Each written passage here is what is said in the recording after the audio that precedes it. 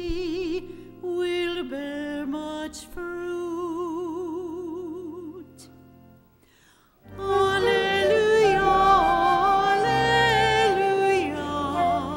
alleluia.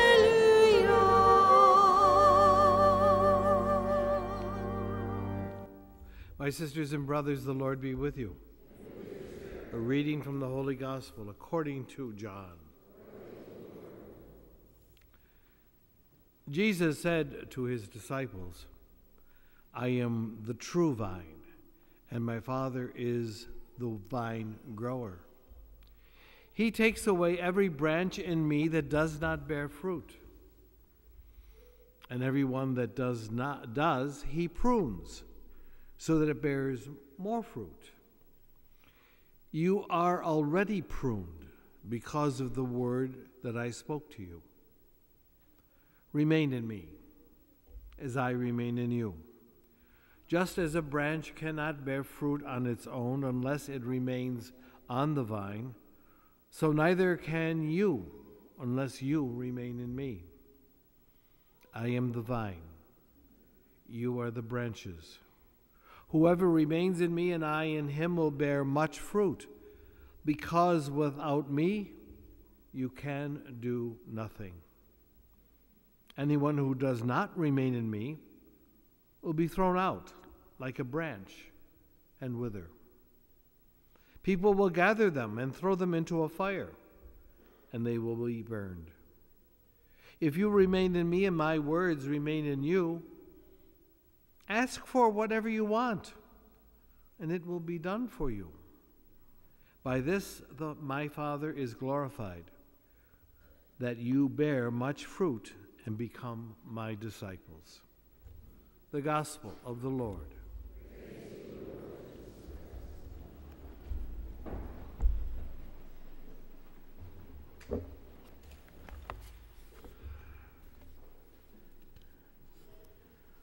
Vocabulary changes, you know. Words which meant one thing at one time all of a sudden mean something else. I remember, and it seems like only yesterday, but it was more like 30 years ago, when I was teaching in our high school in Baltimore, the students had this phrase that everything was boss. Who knew boss? I came there, I didn't know what boss meant. I knew boss was the one in charge, but if it was, I learned from them that if something was good, that was boss. Language changes. Classical Latin does not change, which is why it's called a dead language. But languages that change are alive. Connect. Connect is another word. Connect used to refer, and sometimes it still does, regarding our lives with one another, God and nature too. We feel connected to that person, or connected to nature, connected to God. We felt a bond between these entities. Today, connect has another reference. Connect refers to the internet. We've lost our connection. The internet is down. We can't connect. Leads one to wonder, does it mean that we've lost the relationship idea of the first meaning of the word? This is the point. So I'm told of Selma Hayek's new animated movie called Prophet. It's debuting in August the 7th. It's based upon the poems of Khalil Gibran. The prophet reminds us of the value and the meaning of the first connotation of the word connection. To have a bond with one another, with God, with creation.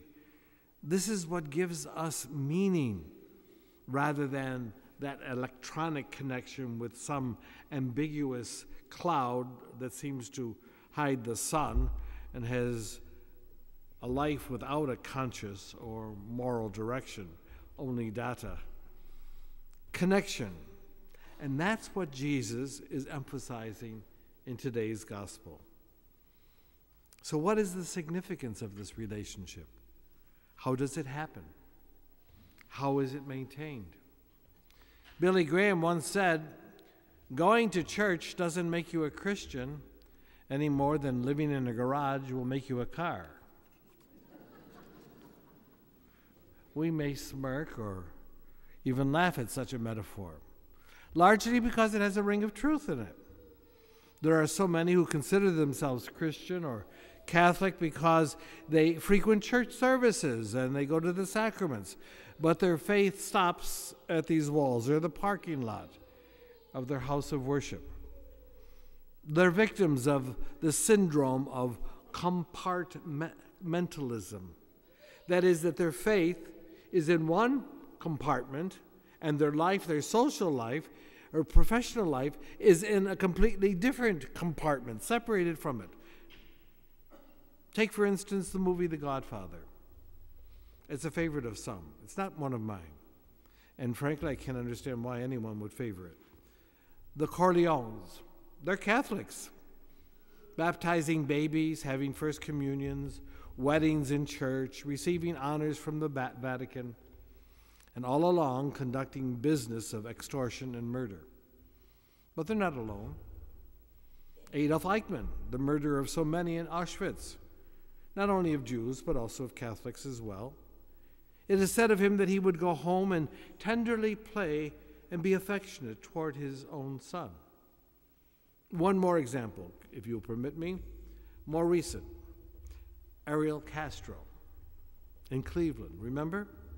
Kidnapped Amanda Berry, Gina De Jesus, and Michelle Knight, and held them hostage for 10 years. No one even knew or suspected that he was leading a double life. So what's happening? It's all an example of those who fall prey to putting some aspects of their lives into separate boxes and compartmentalizing their feelings and thoughts. And there it is. What these people have in common is that all of them seem to have two boxes in their lives and rationalize evil. Because of the two compartments, they don't connect or touch one another or influence one another. They separate their lives into church and world, and one has nothing to do with the other. They cut off their lives into separate compartments. My church life, my work life, my professional life, and my entertainment life. All little boxes that don't have any effect on one or the other. The Corleones, Eichmanns, Castros are living examples of this, and consequently are under the judgment of today's gospel. They are, in Jesus' metaphor, branches cut off from the vine. So even when they look prosperous, they wither and die. The fictional Corleones and the real-life Eichmanns and Castros are dead men walking, acting as if they're not connected to the world and the community and the people that they hurt. And when you disconnect, then, you are a branch cut off. Jesus warns us against this. He says, "Be whole, remain in me, as I remain in you." Just as the branch cannot bear fruit on its own, unless it remains on the vine, so neither can you. In short, stay connected and be mindful of the connection. It is a great truth to be lived, because the great Christian truth is that we are connected to something larger than ourselves. We are connected to the millions of people in Iran, Iraq, and Africa who lined up for hours just to vote freely for the first time in their lives. We are connected to the thousands who died in the earthquake in Nepal. We are connected to the children we dare not hurt by our hands or words. We are connected to the earth that we dare not pollute by our selfishness. We are connected to animals that we dare not make suffer needlessly. We are connected to nature, to all of creations. St. Francis of Assisi reminds us of this when he speaks of Brother Sun and Sister Moon, and when we sing, "All creatures of our God and King." In spite of this current philosophy of some, we're not atoms, separate little egos grasping and hugging everything to ourselves, touting number one, the self-centered, navel-gazing, totally oblivious to the Lazarus at our gate. We are connected to the human beings around us, to a community, no, a family of God's children with a common unity. Our actions do have consequences. Christians especially, who are reminded that they are a people of God, the mystical body of Christ, the vine and the branches, should not have separate little boxes in their lives, separating beliefs from actions, keeping their church going, separate from their church living, their lives from the lives of others. We are a communal people responsible for one another, whose actions affect others. Therefore, what you and I say and do should be the same as what we say and do when we leave this church. The unity of the vine and the branches does not call us to make compartments of our lives. If we have this understanding, if we consent to this way of life, then we also have answered for ourselves as well as for others the question that we often hear over and over again from those who are separated from us, as well as our children when they drag their feet on the way to church. Why should I go to church? Why can't I just worship God in my own way? Surely religion is about my personal relationship with God. I don't have to go to church to do it. From the earliest of times, following Jesus was never just a private, personal matter. Christians came together to live in community because of their common unity, hence the derivation of the word community. To profess their faith in Jesus Christ, to witness to his resurrection, and live by his teachings.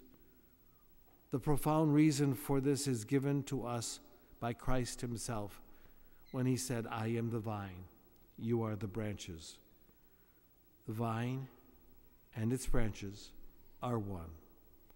There is a mutual interdependence of branch and vine, and branch with branch. To say, I will follow Jesus but not the church, is to separate Jesus from the church, to cut off the branches from the vine. The first disciples of Jesus had seen him, eaten with him, and spoken with him after his resurrection.